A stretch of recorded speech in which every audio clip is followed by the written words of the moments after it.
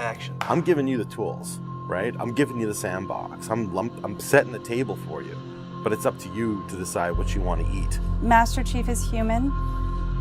He's not a machine. He's not a set of armor with a big weapon. He's a human with resilience and courage. You know, and I was so looking forward to this moment because for Master Chief, you know, the stoic soldier, the man of few words, all that. But there was this progression, you know, in terms of his emotional side, even through the first 3 games. But this was going to be the great leap.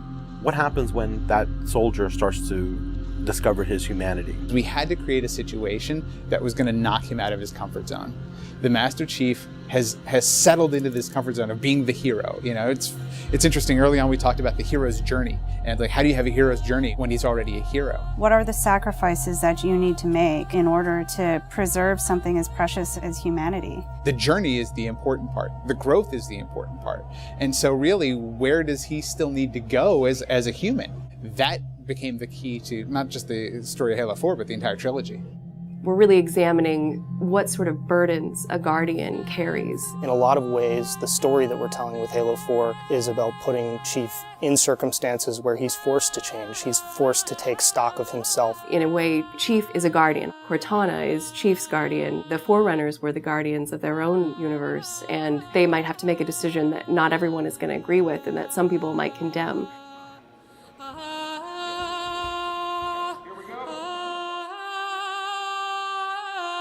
It's almost like you're a little kid and you're just playing make-believe again. So you imagine everything. The table's here. The plinth for Cortana is here. There's a window here. Ready, go.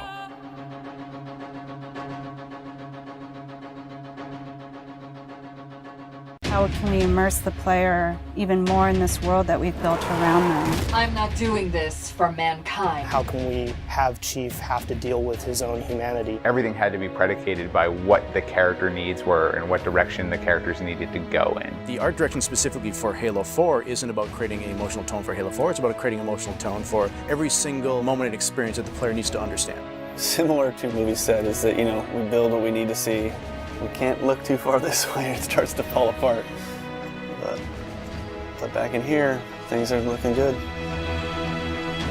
Film is like, I'm going to create something and it's going to be awesome and I'm going to polish it and I'm going to own it, but I'm going to share it with you, which is very different than game storytelling, which is I'm going to give you all the tools, I'm going to give you all the possibilities, and it's up to you to discover it. Answering questions and answering the directions that the narrative had already taken defined the path forward for us as we started to tell the story. We're always telling these huge, big stories. We've got Infinity, it's the biggest ship that has ever been launched. We've got Requiem, which is like the biggest Forerunner artifact we've ever found. But in the middle of all of that, we've got this very small personal story between Master Chief and Cortana. You tell a story with every detail that you put into a game. Immersion is really what allows somebody to believe your universe and also to become emotionally caught up in your universe. Ready to get back to work? I thought you'd never ask. How do we make sure the sights and the sounds and the things that they're feeling as a player inhabiting that suit really comes through more clearly? And you know, technology has allowed us to do that with much higher fidelity than back in the CE days. Okay, so those are definitely bigger ones. Yeah, those start to get... Just because we've got more people. Let's roll video. Yeah. So this will be just video and audio only, no face, no mocap.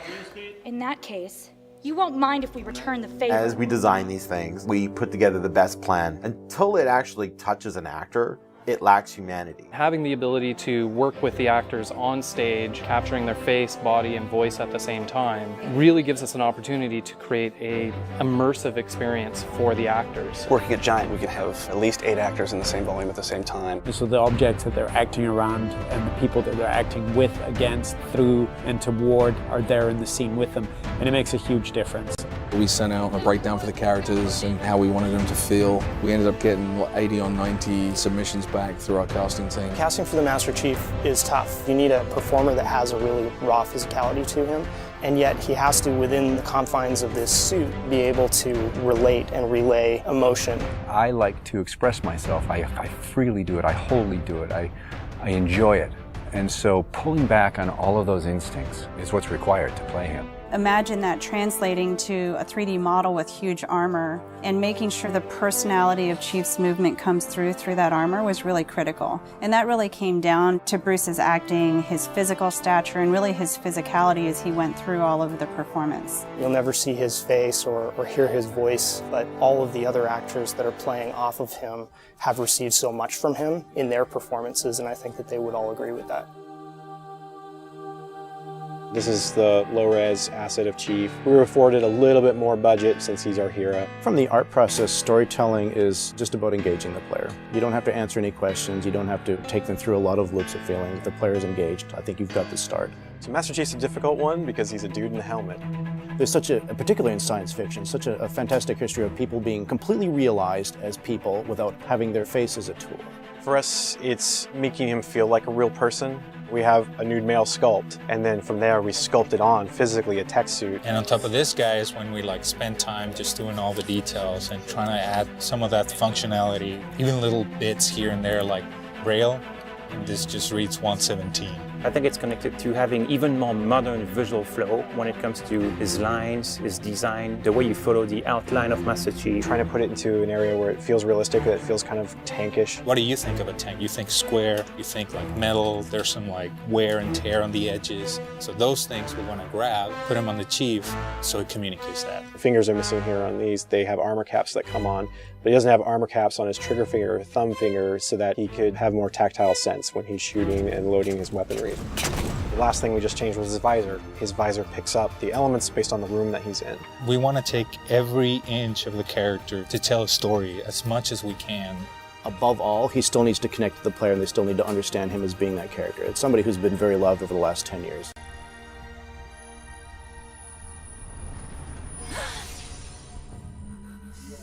The irony here, right, is that we have a character who's not human at all in Cortana. I was put into service 8 years ago. She is the most human character that we have in the story. Right? She's struggling with her own mortality. AIs deteriorate after 7, Chief. That's something that everybody struggles with. That's the most, human it gets. If we can just get back to Earth and find Halsey, she can fix this. Everyone has to figure out what it means to die. She's strong, she's convicted. She herself is going through a really difficult time in understanding the things that are happening to her. We were looking for somebody who really could bring just fire and stuff that's required for some of those sequences. We needed to make sure we found someone that had some innocence to her, but also could be very strong at the same time. If you imagine that you could have 20 emotions at one time, she has that. I will not allow you to leave this planet! She's really the heart of the game and the heart of Master Chief, and explains what's going on and why it's a problem. I didn't mean to. I didn't mean to do that. Cortana is certainly our biggest human connection, I think, with the entire story. How can we see these subtle details in her facial structure? It's the Forerunner symbol for Reclaimer. So this is the baseline where we started from Cortana, and then we go through and tweak and modify, having all these different elements moving throughout her that make her feel alive constantly. We wanted to make it to where you could have code flow lines start from every digit from her toes to her hands, and then be able to flow all the way up into her head. What you experience is her taking care of you as a player from a gameplay perspective, but I think you also start to get a sense of how she takes care of the human side of Chief. Wake me when you need me. They spotted us. Bringing Jen and Steve in and having them layer their voices over the character performances in the cinematics, that just brought the whole experience together. You look at just the number of lines that the Chief has had over the course of the franchise, and it's not a lot. How much firepower would you need? And yet people will immediately call you out on the Master Chief's voice being something very distinctive and important to them. The funny thing is that they've had this off-screen chemistry because they didn't actually meet until last year. Not only is this the first time they've ever sat together on a panel, this is the first time they've ever been in the same room or even met. So seeing them meet and seeing them have that chemistry in real life and seeing how they acted together in scenes, just felt like we just missed this opportunity for all these years to actually get them together and get something even more memorable and more exciting out of them. In the beginning, they were great choices for those characters. Steve has this very stoic personality that comes through in his few words. The same way Jen's voice is confident and it's strong, but it can also be playful. You do know you don't have to wait until the last minute just to impress me, right? In many ways, Halo 4 is the first act. We want a player to be able to ask themselves what it is to be a hero. Is the sacrifice worth it? I often think of him as like Atlas, you know, like he's got the weight of the world on his shoulders all the time. Chief and Cortana are the same person, but she has always been the reflection of his humanity. People don't play Halo to watch a soap opera, and yet you don't want to just be kind of pulp. To me, it's a natural progression of this story, and it takes this relationship to the place it should go to.